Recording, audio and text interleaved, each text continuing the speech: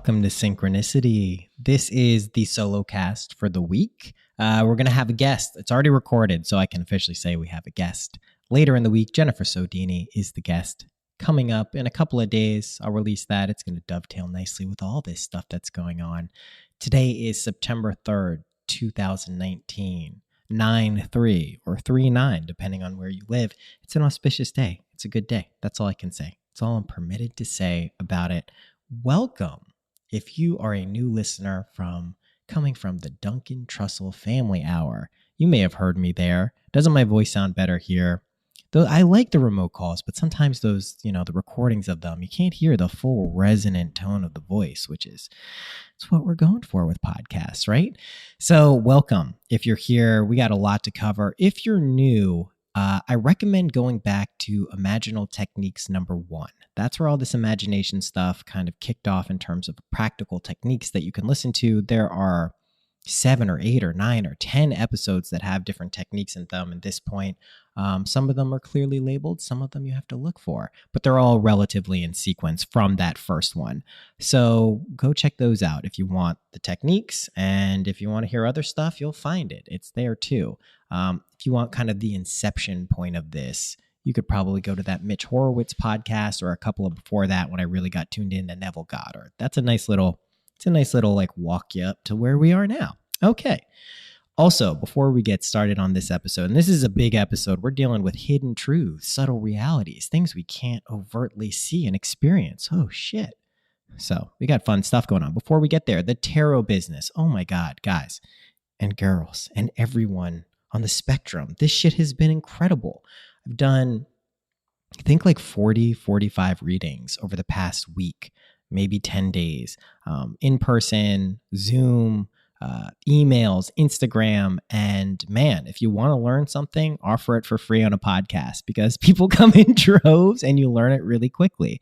So I've officially pulled every card in the deck now. So I actually have experience with them all. And more importantly, I'm learning what these cards actually are, right? They're just a vehicle for revealing you to reveal yourself, right? Anyone who reads your tarot cards or does astrology or any of this stuff, they're the vessel. And if they're good and they're clear and they know their shit, they're a really good, amazing vessel. And it's not tainted and you're getting those clear, pure waters from that cup. And that's what I essentially needed to learn with the tarot. So now that I've learned that, now that I know that it's just you telling yourself something and I just got to get out of the way and maybe dish out a few alchemical secrets along the way, it's up. It's a business. It's a service. Go check it out on the website if you're in tune with it. Now, if you go there and you say, hey, it costs money now, I don't have it.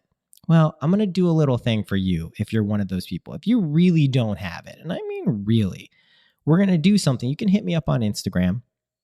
And we'll work on making sure that the amount of money that you need and that you would be able to spare for one of these readings comes in. We'll just do some basic shit. It'll take 2 seconds. It's not a hard deal. Not a hard thing to do. And this is in line with what I have said from the beginning. I'm not charging people and teach them how to use their imagination. This is your God-given gift. You're God. You give it to yourself.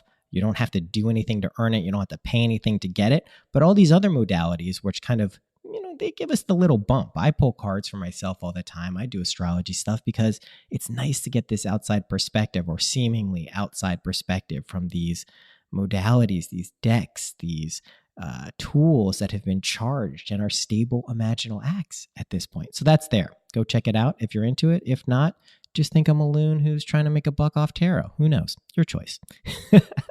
So this episode, we are going to be talking about subtle truths. How do we go about looking for them? What are they? Why are they important? And just what the fuck is going on, right? So we're going to start with something that I think is a touchy subject for a fair number of people, and that's the Bible, right? The Old Testament and the New Testament. And as someone who grew up Jewish light, I was Reformed Jewish, didn't know anything about the New Testament. I think I read a Jung and a Freud book about Jesus and the New Testament. Job, I knew that story. It seemed pretty fucked up because I was taking it literally, which is what a lot of people do when we approach something like the Bible. So I'm not here to change your mind or convince you that the Bible is good or it's bad or it's anything in between. What I'm trying to show you is that the difference between overt and covert, or obvious and subtle, or in plain sight or hidden. And the Bible is a really good example of this because there's usually one of two tacks people will take with something like the Bible. And there's gradients in between, of course. But one of them is that this is written, this is the word of God. This is something that should be taken at literal face value. If he says to stone someone in the Bible, we stone them. If we say that this is bad, don't do that, then we don't do that. And we take it as literal truth. That's one interpretation. That really doesn't add up. Just to be clear, if you investigate it, there's too many contradictions to just say, okay, that's what it is. But there's another overt way of looking at the Bible, and that's saying, well, since it's obviously not written by God and people wrote it, then it must be a lie. It must be some manipulative tool that's being used to seduce or coerce people into acting a certain way. And that sticks for a lot of people. That makes sense, right? We know if it's not actually God writing it, then it must be something else. Therefore, this is a pretty plausible explanation. So that's what it must be. But that's, again, a literal take on what is going on. We read the stories, they don't add up. We say it doesn't add up. Okay, it's not it. But what if there's something else going on with something as big and powerful as the Bible that so many people love or hate or everything in between? What if there's something else going on? So I pulled this idea from Neville Goddard, which is that the Bible and every character in it is you. These are representations of psychological, emotional, spiritual states we go through until we come to the ultimate culmination, which is revealed in both the Old and New Testament. But in the New Testament, it's called Jesus Christ. It's just this awakening of who you are inside your own skull in Golgotha and being cool with it and recognizing you're still you and you're also God, but you're still you. So that's the function of it, but it's also useful for regular shit in our regular lives. Neville Goddard was a huge proponent of it. I found it to be organically useful. I don't go seeking out Bible passages, right? But I do read Neville Goddard and they will come up naturally. But I had a very interesting thing happen, and I'll relate this later in this episode about the 5 daughters of Zelophehad. And I'll tell you how I found out about this story and then how I kind of deduced what it was actually talking about. Because overtly, you got your explanation of what it is, and then covertly or underneath the surface, you have something else. And I've also, just to speak about this idea of something being hidden underneath the surface, I'm a huge fan of Rene Magritte, famous artist. You'll see if on Instagram, my desktop picture where I do the tarot stuff is often a Magritte painting. And he spoke about, he's the guy who does the bowler hats with the apples, but there's so many other amazing things he's done. But he spoke about his paintings, and he says what he finds so interesting is what's hidden just beneath, right? That is where the magic is. That's where, our senses maybe don't pick up on it right away, but there's this hidden current of truth underneath everything. And when you start tuning into it, things become more metaphorical. They become more intuitive. They become more, oh, well, maybe there's something else going on here. So we want to develop the skill of looking for things below the surface. So we're going to use another thing that is very prominent in everyone's life who's listening to this, which is money. You may think you have your money shit all worked out, and if you do, amazing. A lot of people do, and they're the coolest. But a lot of us, sometimes we're still working out the kinks, right? So money for me, when I think about it, and this is probably was my last remaining kind of hiccup in this reality, right? It's wonderful to have all of these visions and imaginations and all these things coming true, but man, you still got bills, you still got shit you got to take care of, you want things sometimes. So, and money is the modality we use typically to get that. So what is the overt? What is the literal implication of money, right? There's a couple. Again, it's not always just one thing. So money is a means to an end often. We want something, we buy it, we get it. We live somewhere, we need to pay for it so we can live there, right? That's the conscious and overt meaning of it typically. So we can look at it like that, and we can also just look at it as an energy transference overtly. I give you something, blah, blah, blah. This is all above the surface. But underneath, money can again also represent different things. It can represent security. Right? Feeling like you don't have to worry about something in the future because you have the means to pay for something and you know it's not going to go away. but it can also represent power, right? It can mean that now I have the ability to navigate this world in a very easy way. Like if money is ruling the world and it's a big form of energy transference, I can do whatever I want. You can see how people rise to power just because of money backing them, right? They have the confidence that it builds, that the world bends to their will because they've got this resource that's in charge of everything. So again, we have this conscious and unconscious aspect of what money is. But when we start to look at it, it often will teach us something very important about ourselves. And our relationship with money is one of the most powerful teachers because so many of us either have an aversion or attraction that can go too much to one end of the spectrum. And it's great to have a lot of money, and it's valid to be running a zero balance and just be totally in tune with the world around you and not use money at all for a little bit. It's not that any of them are invalid. It's trying to figure out if you have kind of like a karmic kink with it. What can you do to resolve that? What is it pointing to in your life? What are you pointing yourself to that needs to be addressed for this stuff? If you need money, to let it flow in, to be doing things that you enjoy to do to make money. And then people will say, hey, Noah, but there are people who gotta, dig ditches and maintain cemeteries. Let me tell you something, friend. I jog every morning now because I'm a weirdo now. And I jog by a guy who takes care of a cemetery that is not a block away from my house. And this dude did not look stressed and unhappy to be doing it. I don't know if it's his life's dream to be doing it, but he seemed satisfied doing it. And he seemed pleasantly happy. So you don't know what you should be doing and when you should be doing it. I used to think that I didn't want to garden and take care of the landscaping duties on my house. I do. It's fucking amazing. It's super fun. There's a lot of things that I think I, in the past, wouldn't have wanted to do that are physically taxing or emotionally taxing or psychologically taxing that I thoroughly enjoy now. So don't be too attached to what people might or might not like and be fulfilled by. So money is this very interesting thing that is really trying to show us something. And if we can find the hidden subtle truth for something like money, imagine what we can apply it to for the rest of our life. Okay, this brings me to the story of Zelophehad and the 5 daughters. And I'm going to tell you how I came across this story. Because again, I'm not seeking this stuff out. It's one thing if I know is going on a Bible kick and I'm like, the Bible, man, it's the fucking Bible. I'm reading it every day. I got to find stuff to talk about. No, that is not what I'm doing. I'm leading a very regular life. I got my last fantasy football draft coming up tomorrow, and I'm going to slay it. I'm going to kill it. Duke Johnson, great pick. Try to get him in your leagues. It's going to be good.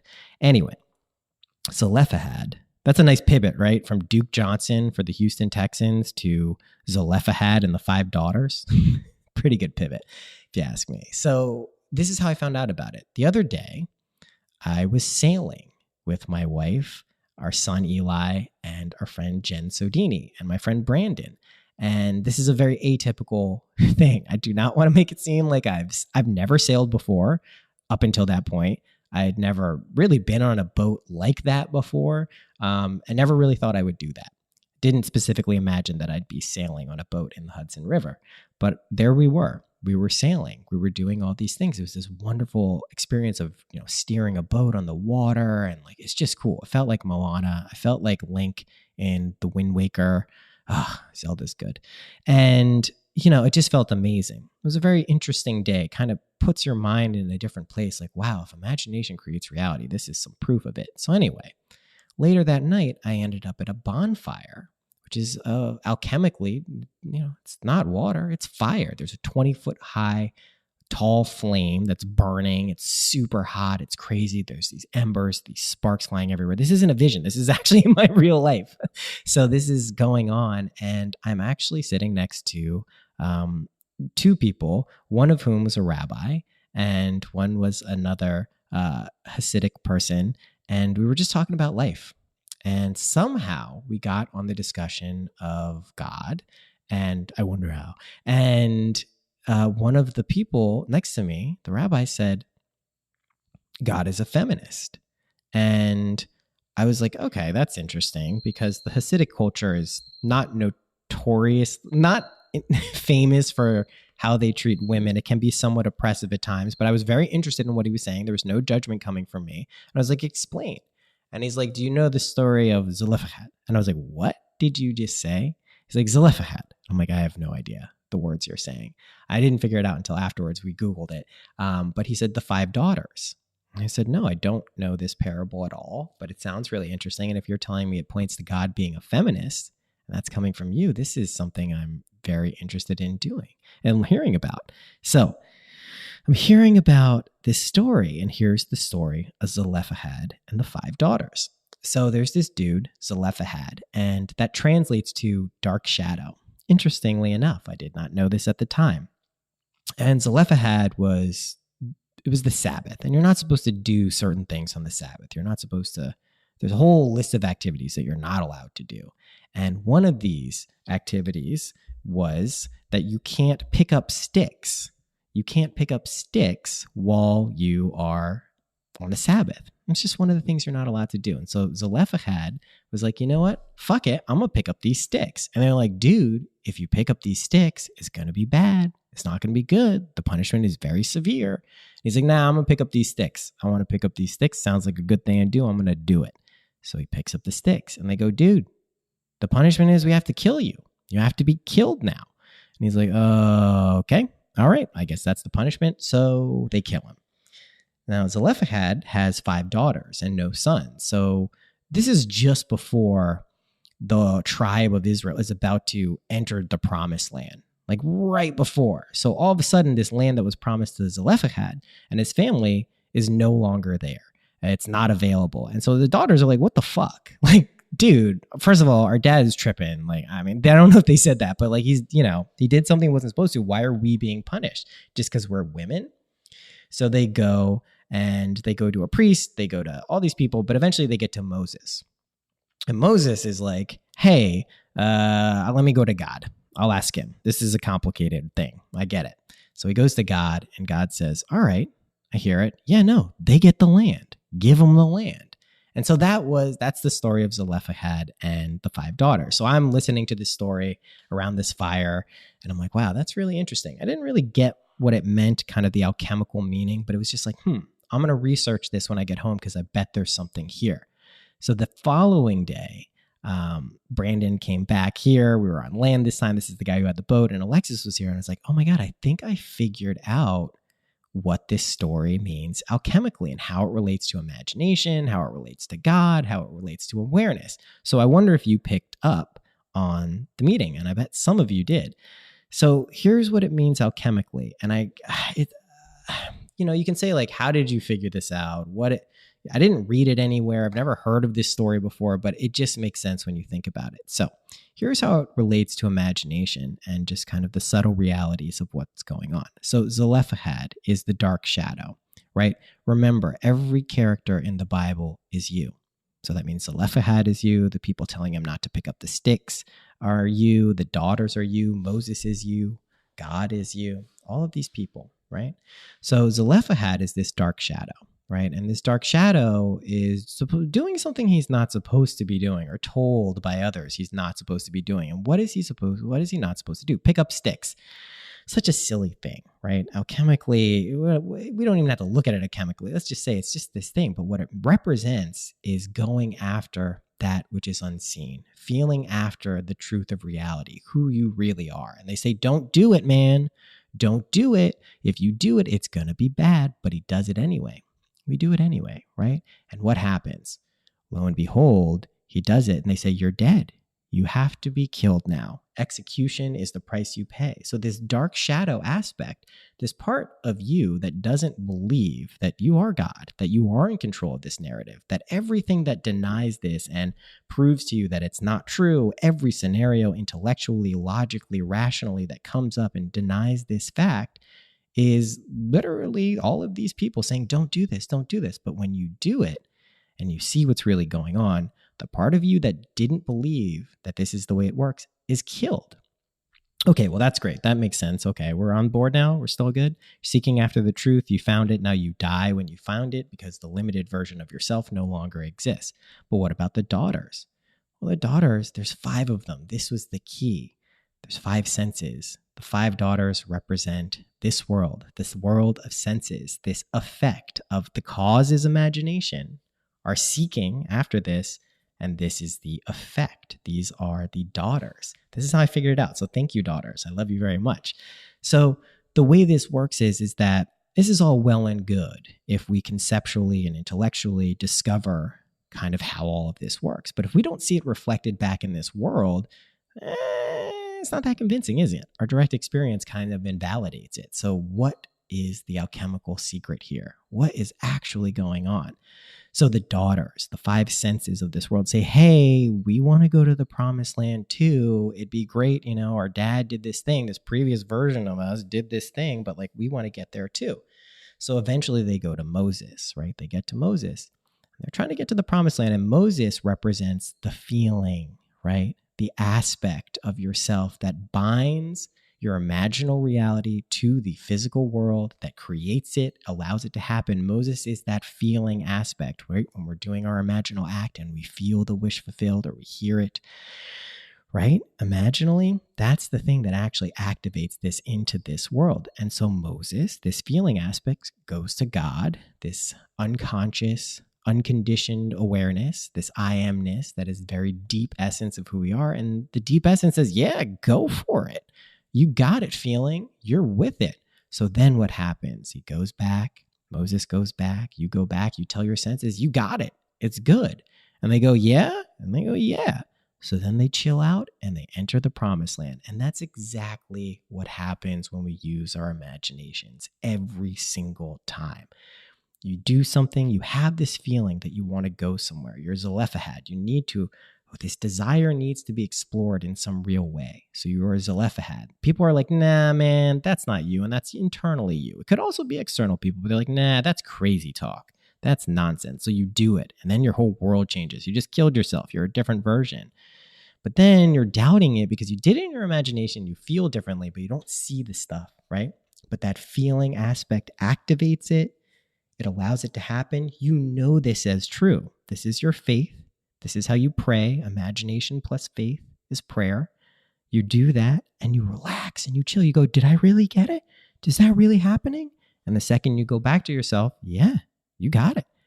Then watch what happens. So that's the story of the five daughters. It's amazing. And God absolutely looks like a feminist in this situation on an overt level. But let's be clear that I am that deep unconscious, subconscious, whatever you want to call it, is a feminine principle. So he's definitely right about that. It's impersonal. Doesn't matter what the situation is. If you use the technique, it will unfold. So it's important to fold this into an ethical framework, use it lovingly, use the golden rule, use it responsibly, because the amount of responsibility that falls on you when you really get this is everything. It's all of the responsibility, right? You are Spider-Man times a trillion. Great power comes great responsibility. This is great power. I, as a kid, used to want to be an X-Men. I loved the X-Men, and I wanted to be Magneto. And he wasn't an X-Men; he was a villain. But I would put the backward side of tape on me, like the stuff that sticks to you that's not sticky, and be like, I'm Magneto. Let me tell you what this is like when you fully get this. You're the most powerful X-Men. You're like Jean Grey, Professor X, all of them rolled up into one, because you are now the creator of your world when you fully get this. And let's bring some amazing things into our worlds, right? Let's make this a much more beautiful, peaceful, just wonderful place. It's our choice. We can do whatever we want, but let's do that, right? It's pretty fun. So anyway, these are the stories. I strongly encourage you to look for the hidden in all situations. Look at things like metaphors, right?